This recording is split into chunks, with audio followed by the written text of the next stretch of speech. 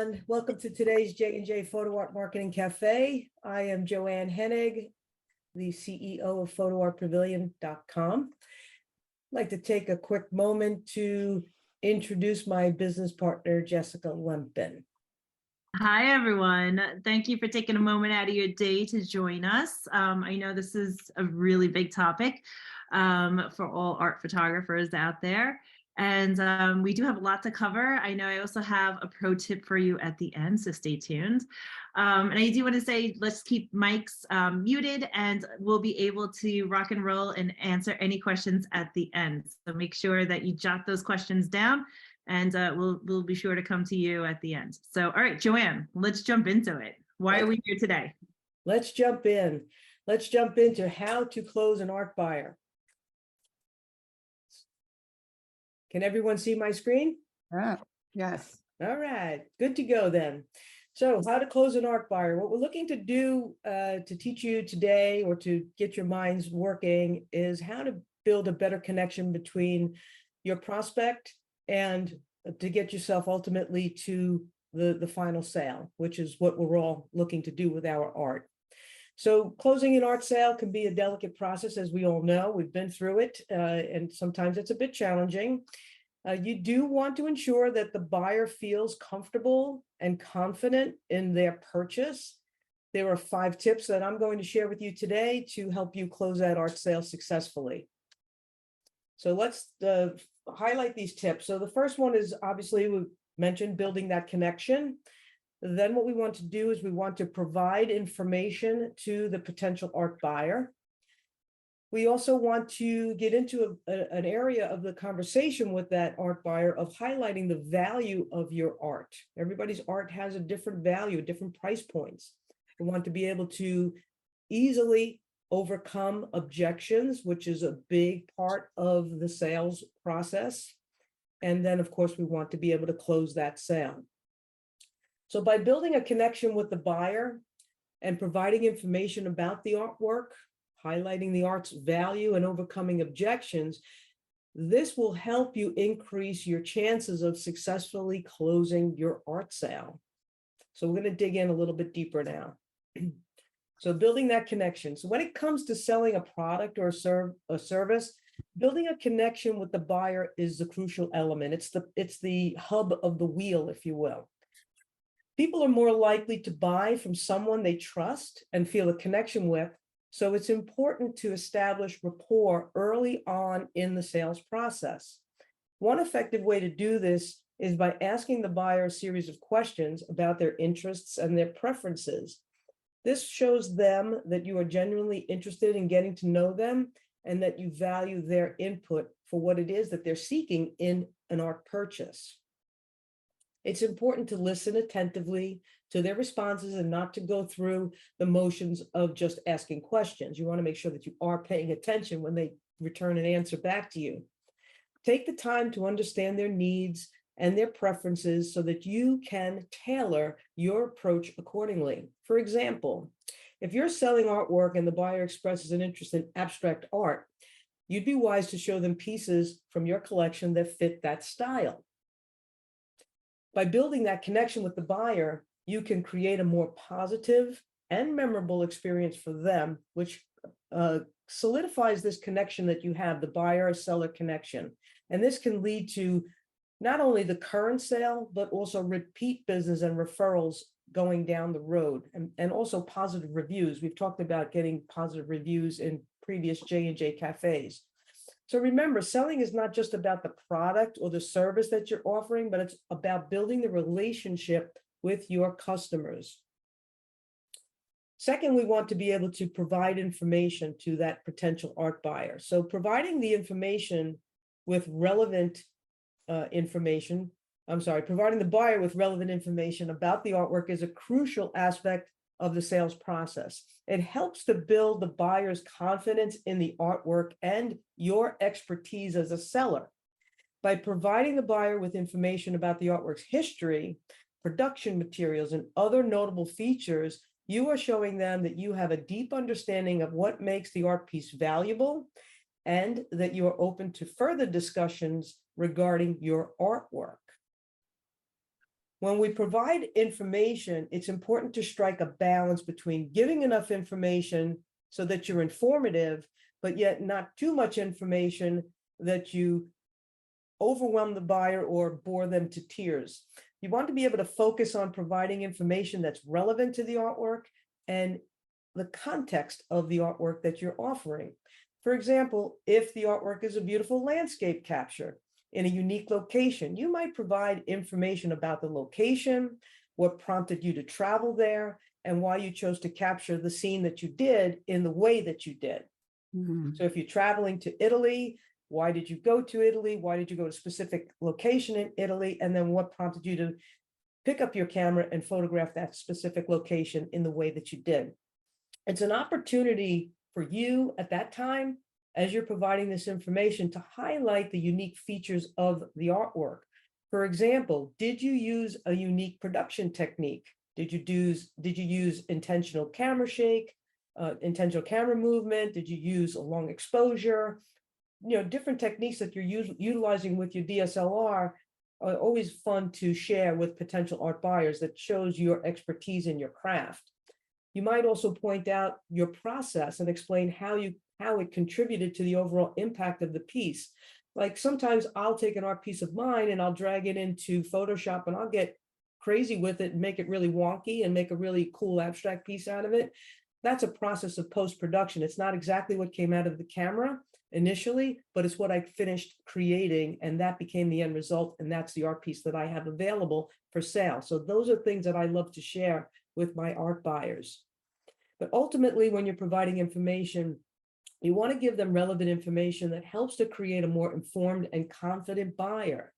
It shows that you are knowledgeable and passionate about the artwork that you're selling, and that you're committed to helping the buyer make an informed decision. This can lead to more positive sales experiences for both you and the art buyer, and potentially lead to repeat business down the future. Statistics show that an art buyer that comes your way once typically will come back 3 to 5 more times. So keep that in mind. So when you're putting in the effort to go through these processes of trying to close those art buyers, always think that down the road, there's additional sales coming your way from one prospect. So now we want to talk about highlighting the art's value. Highlighting the artwork's value is essential, obviously, as part of the sales process. It helps the buyer understand why the artwork is worth the price and can increase their appreciation for the piece. There are several ways to highlight the artwork's value. So we all price our artwork very differently.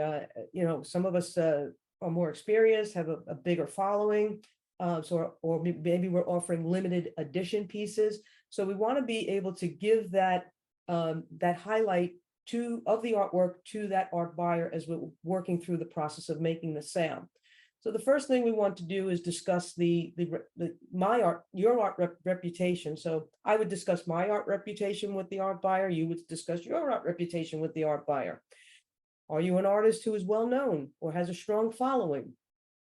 This can add value to the artwork, and you can highlight your art background, your training, and any notable exhibitions or awards that you've received. Maybe the particular art piece that you're selling is an art piece that that has already received some awards. So keep that in mind. This helps the art buyer understand your level of skill and your expertise, and why your work is highly regarded. The next thing you want to do is discuss the quality of the materials that are being used to create the art piece that you're offering for sale. If the artwork is made with high quality materials, this can add value to the art piece. For example, you might discuss the quality of the paper. Are you using rag paper? Are you using luster paper? Or are you using metallic paper or some silk paper? The framing, are you using real wood? Are you using metal? Or how else is the art piece finished to add value to the piece that you're offering for sale? This helps the art buyer understand the level of craftsmanship that went into creating the art piece and why it is worth the price that you are asking. Third, you can highlight any unique or notable aspects of the artwork. This could include the artwork's subject matter, style, or technique, and uniqueness matters in this area as well. This can help the buyer understand why the artwork is unique and why it is worth the price that you are asking. Overall, highlighting the artwork's value is an important part of the sales process. It helps the art buyer understand why the artwork is worth the price and can increase their appreciation for the piece they're about to purchase. It also gives them something to talk about. Once they purchase that art piece and they hang it on their wall, they will repeat some of the things that you're highlighting to them about the art piece that they just bought. So it's good information for them. They hang it in their living room. Oh, gee, where did you get that from? Oh, I bought it from Joanne Hennig Photography. Wow, that's fantastic. And then they'll start to tell the story that as you told it to them, they'll repeat it to their viewers of the art piece that are looking at it in their home or in their office. So by discussing that, discussing your reputation, the quality of the materials, and any other unique notable aspects of the artwork, you can create a more informed and confident buyer and potentially lead to that successful sale. So let's talk about the most difficult part of the process, which is overcoming objections. Objections is a crucial part of the sales process, especially when it comes to selling art. Buyers may have concerns or objections about various aspects of the artwork, such as the price or the suitability for their space. As a seller, it's important for you to be prepared to address these types of concerns and objections that are shows a way that you're going to build the confidence in the art buyer to get them to make that purchase. When they offer an objection and you have a nice answer, a nice, calm, collected response to their objection, they're going to feel more confident about opening up their wallet and making that purchase. The first step to overcoming objections is to listen to the buyer's concerns. By listening carefully to their concerns, you can better understand their perspective and identify the specific objections that they have. Once you have identified the objection, you can then work to address it in a way that is informative and reassuring. Again, what we're trying to do is bring them forward in the sales process. So if you can reassure them that their objections are easily overcome by your answers and your responses, you're reassuring them, you're helping them open up their wallet. So for example, if the buyer is concerned about the price of the artwork, you might explain why the price is set the way it is, which is the value. We talked about value. This could include discussing your reputation a little bit more in the art community, the quality of the materials used, and any other factors that contribute to the value of the art piece. You might also provide additional information or documentation to support the artwork's value. As I mentioned before, perhaps that particular art piece won an award at a specific show or in a gallery. You may want to document that and provide that information to the art buyer. Maybe it's a limited edition and it's number one of a minimum series of 10 pieces. You may want to highlight that and what that means to them. So if the buyer is concerned about the suitability of the artwork for their space, you might provide guidance on how to display the piece and how it can enhance the overall look and feel of their space. You might also provide additional images or videos of the artwork in different settings to give the buyer a better sense of how it might look in their space. A lot of us use certain software where we can take our artwork and we can put it on the wall. And that is a nice little tool to have in your tool bag when you're trying to sell artwork. Showing the art piece over a sofa, over a kitchen table, in a dining room, in an office setting. This is a great way to reassure the art buyer that their objection is easily handled by the visual response that you're going to give them.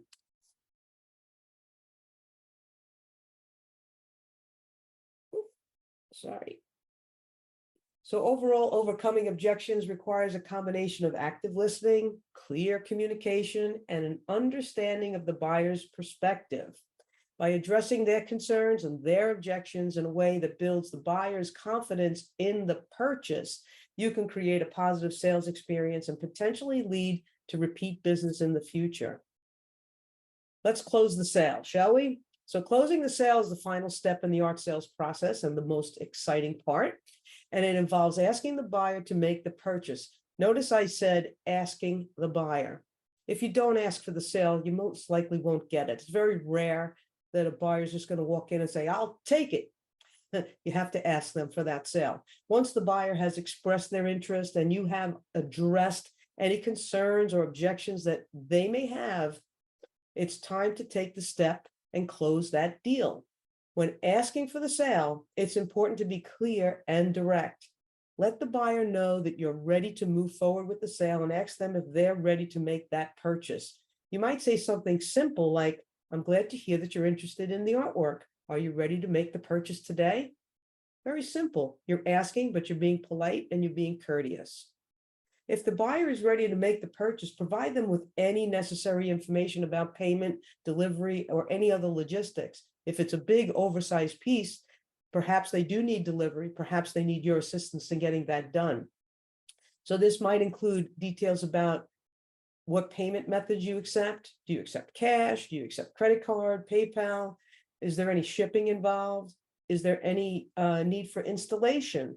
Installation options is another way to upsell your artwork. So you might sell an art piece for perhaps $100. I'm just making up a number, but they need that to be installed, and you might upcharge them another $35 for the install or the delivery. So think about that in the sales process as well. But make sure the buyer is aware of any additional fees or taxes that might apply to the purchase of your artwork. You don't want to have an art buyer that is hit with a surprise. If they're looking to spend $100 and at the end it turns out to be $175, they need to know how you got from $100 to $175 clearly. Was it shipping? Was it installation? Was it sales tax? What else was it? So it's important to thank the buyer as well at the very end of the purchase cycle, and let them know how much you appreciate their business.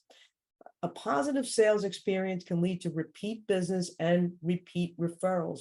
It is important to make sure the buyer feels valued and appreciated. And make sure you get their email and make sure you get their phone number, because that's a great way to stay in touch with those existing buyers for future business. So in some cases, the buyer may not be ready to make that purchase immediately. If this is the case, don't push so hard. It comes across as overly aggressive. Instead, we want to be able to offer answers and answer any additional questions that they may have, or provide more information about the artwork. Let them know that you're available to help whatever and whenever they're ready to move forward with the purchase.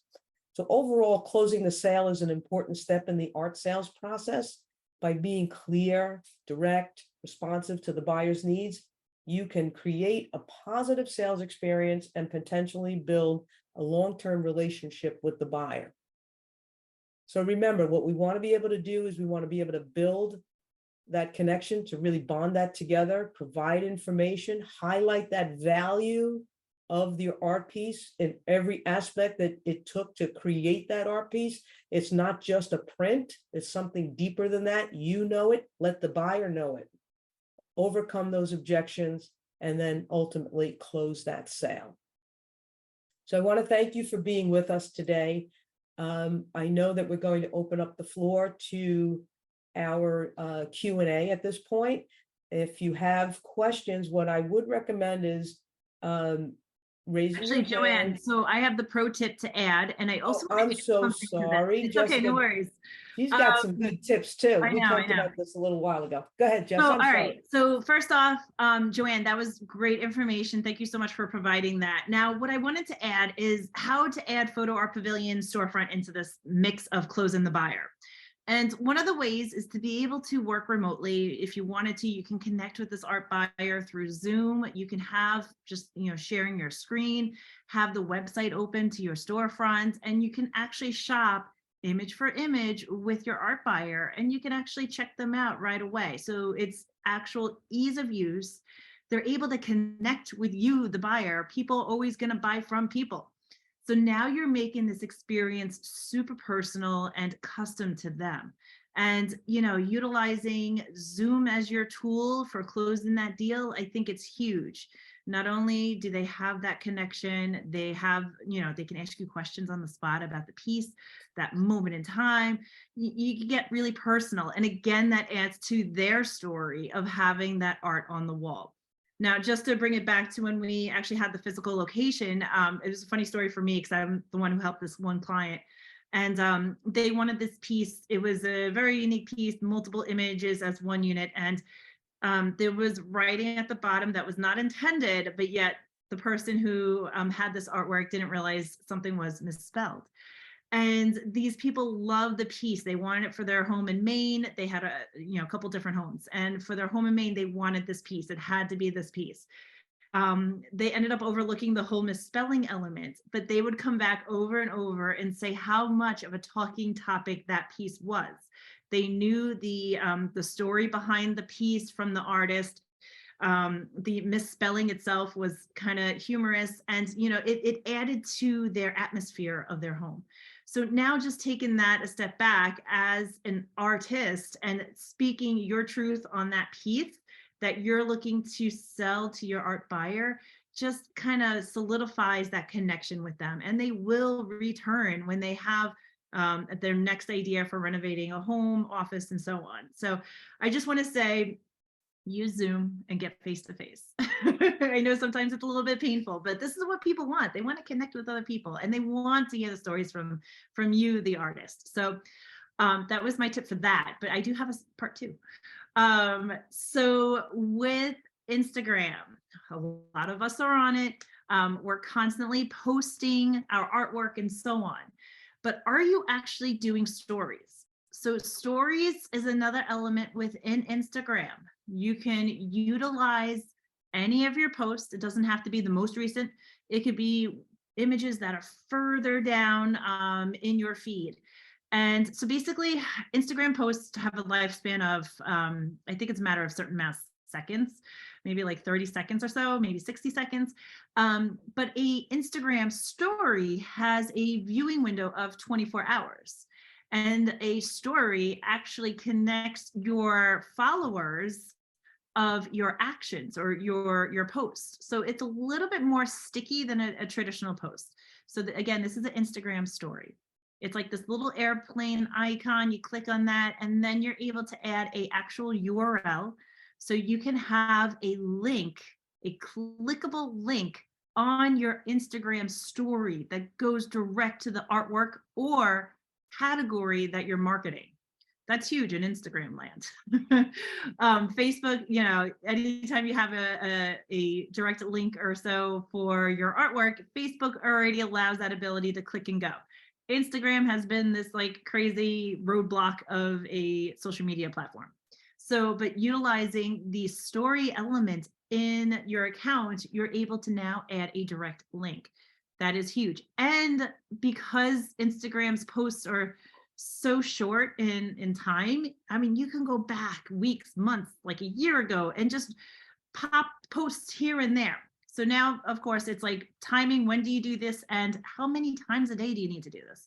So basically, what the average is, they say at least 2 stories a day, which isn't that hard. It takes just a few minutes. It's just a matter of scrolling through and finding an image you want to use.